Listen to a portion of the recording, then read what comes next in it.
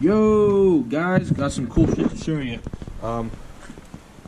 Pipes are finally on, and we're going to go over a couple different things and some other stuff that I didn't cover in my long video that I was so fortunate to have all these people watch, and people from around the world messaging me, and we had great discussion on the bike, and it absolutely blew my mind because I just did this just because I was bored one day and decided I wanted to kind of share some information. So for all you guys that were actually spent the time to watch that, I apologize. It was 40 minutes long. I tried to cut and splice as best as possible, but it just turned out to not work out that way. Like I said, though, I have the new pipes in. They've been installed. I probably put about maybe 700 miles with these pipes on, and they're pretty much broken. There's not much else. They're literally almost straight pipes. I'll show you the inside of baffles and baffles. There is a baffle in it, but when you look up the tube, there's no louvers or anything in it, so it pretty much is just, I think, maybe about 1.5 inch, 2 inch pipe straight out the back, and it is extremely loud.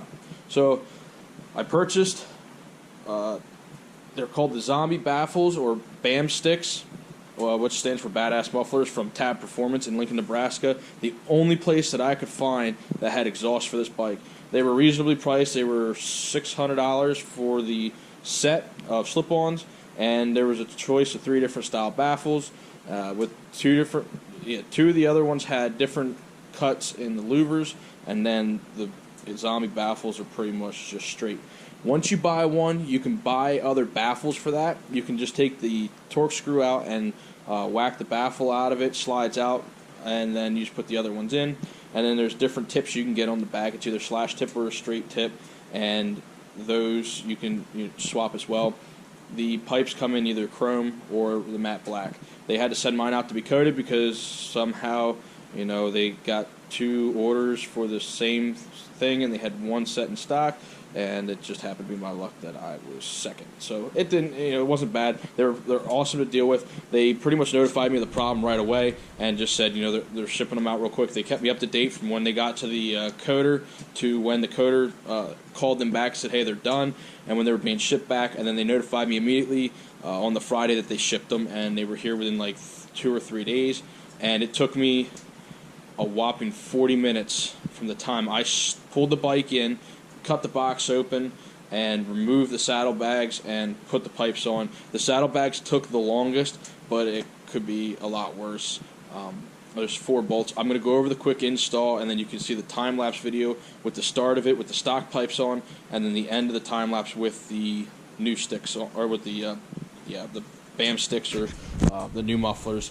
And what a drastic difference in character that it gave this bike, and I am absolutely pleased with what I purchased and would recommend them to anybody else. 1, because it's the only one, or the only company that makes them for this bike as of right now, and 2, because they were great to work with, and I couldn't complain one bit. So, if, like I said, Tab Performance in Lincoln, Nebraska, I'm not being sponsored to say anything good about them. It's just my personal experience, so I would recommend them to anybody else. So here are the pipes. Pretty much looks stock. The only difference is it doesn't have like the extra heat shield and stuff on it, but it literally went right on with no issue. This is the straight tip, and like I said, you can get it in a slash tip as well. So to put these on, you literally loosen a bolt here, and then there's a bolt behind the bag. Once you get those out, you got to keep the bolt behind the bag, otherwise you're pretty much SOL.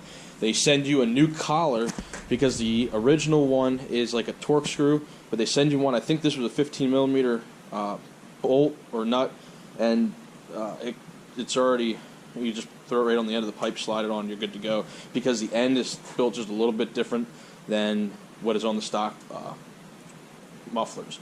So in order to take off the saddlebags, you open it up, you have a bolt here, one down here, and then you have one right here in the back.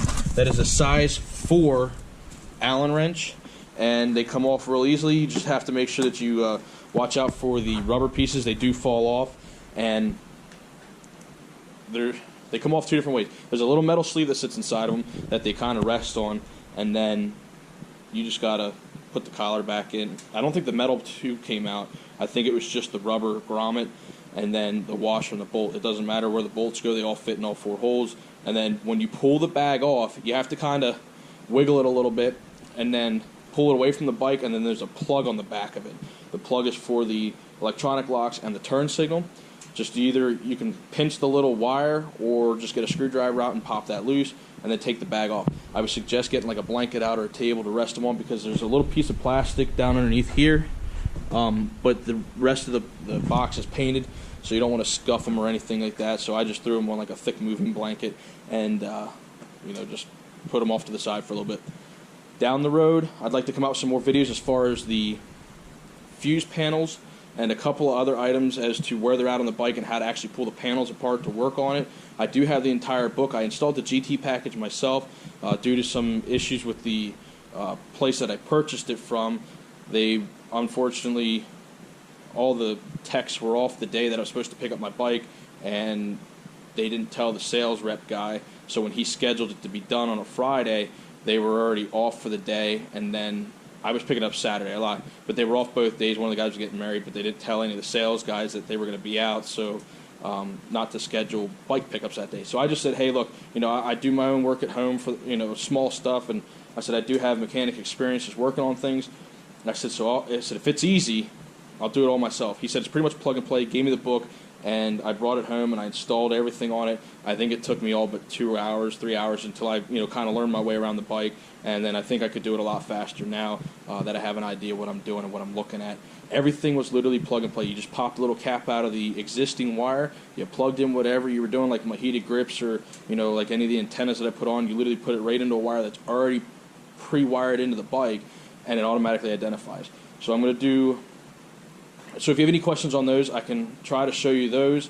I'm going to do a video on the infotainment system. I'm going to do a video on oil eventually, on brake fluid, all this stuff down the road when this bike is ready to be serviced. The first service, I did take it down to my local dealership, and they did it for me. But from here out, I'm going to start working on some more. Unfortunately, I don't have a plate or anything for the middle of this lift. I do have that small motorcycle lift. It's a 1,500-pound rated lift. The only downfall is the back end of this bike is so heavy and the frame sits so far forward that it starts to teeter off the back. And you'll see it in the video. I put wheel chocks underneath the rear, and I put some jacks underneath it just to make sure it didn't fall over. But it just kind of made it hard to work on, especially you had to be careful wiggling it. So I'm in the process of trying to find something to put. I think they do sell a motorcycle mount for in the middle of this lift. So I'm either going to do that or I'm going to makeshift something out of wood so it's easier to work around and provides me with something a little bit more feasible for lifting this bike up in the air. So what I'm going to do is I'm just going to jump into the time-lapse. You can see how we installed everything, how easy it was. You'll be able to hear the differences then, and then we will come back, and then I'm going to talk about 2 different things that I forgot in the other video, and then pretty much wrap everything up. All right.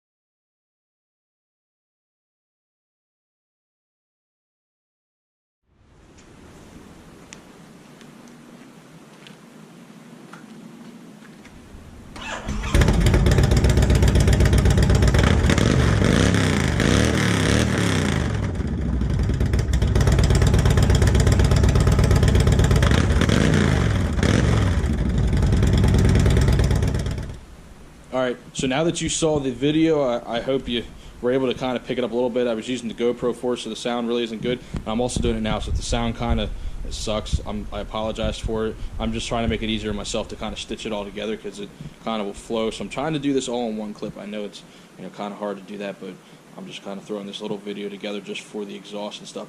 But the two features I want to talk about, there might be more.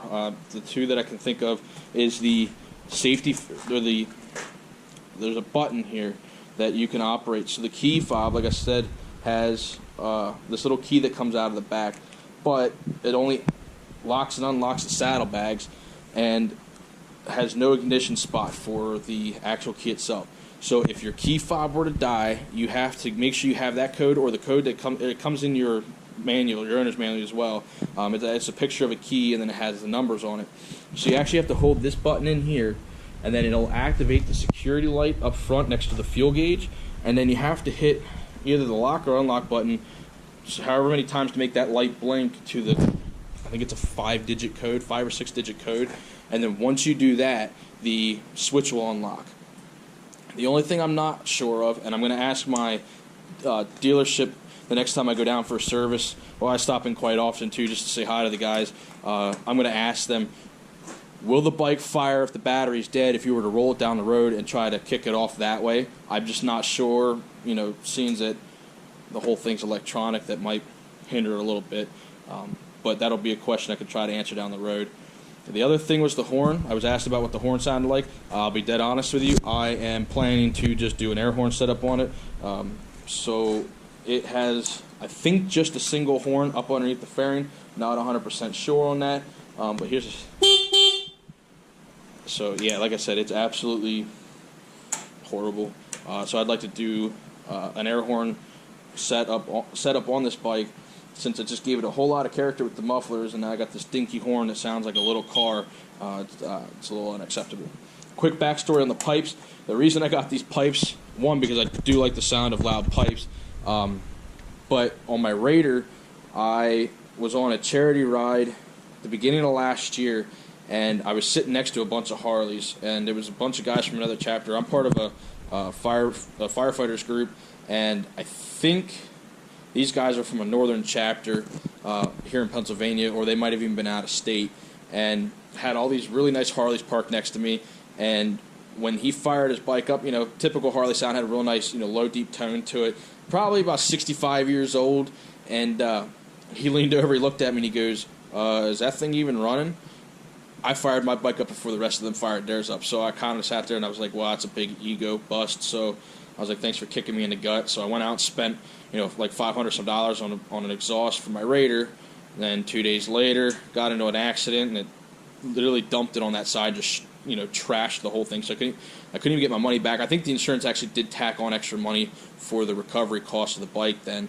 But then immediately the first thing I was doing was putting exhaust on this, because I got a bunch of charity rides coming up here again. I was like, I will not have an old man make fun of my bike again. So yeah, it was a bit of a kick in the gut. So yeah, I don't know, got made fun of and decided, well, screw it, I'm gonna spend $600. I'm gonna go purchase these damn mufflers so that nobody can say anything ever again.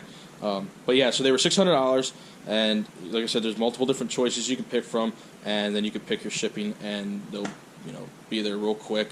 If there's any issues, they contact you almost immediately, which was awesome to have. Some companies don't even give a shit anymore, and you'll just get it when you get it, or sometimes you'll run into issues, and but these guys were on top of it. He constantly was emailing me and just saying, hey, look, here's the update I'm getting, and then we'll ship them as soon as possible. And then the minute they got them back in, he emailed me that morning and said, hey, they're on their way, and it was awesome. So if you have any more questions, please feel free to ask, and then we will hopefully make a video or something like that to help you out.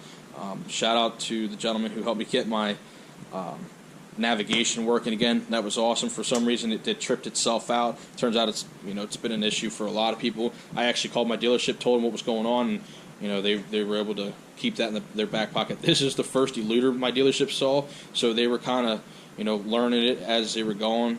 So I've been kind of sharing some information that I've been finding out, and then they're giving me some that they know. And but like I said, all the conversations we had going on in the other video was awesome. It was it's just great to see guys getting together and just having a simple conversation or helping other people out. And then knowing that there's people around the world that are watching this right now was absolutely, I was beside myself. I was like, this is the coolest thing in the world. A little guy from Central Pennsylvania who just making a random video about a motorcycle and getting a guy from Romania to message me. So if you're watching this one, that was awesome. It made my day. So I hope the conversations continue, and I can try to cover topics down the road. Got a couple more reviews coming. R3, I have a Yamaha Bolt, and then a couple other bikes that I stated in the last video. I am doing a complete underglow kit on this. I did it on my Raider, on my MT10, and then I did it on one or two buddies' bikes. I did it on an R3, and I did it on a Suzuki, I think is what it was, Cruiser.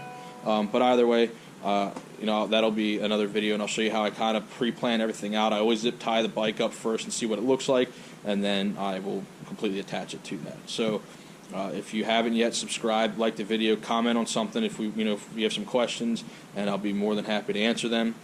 And ride safe and have a great day.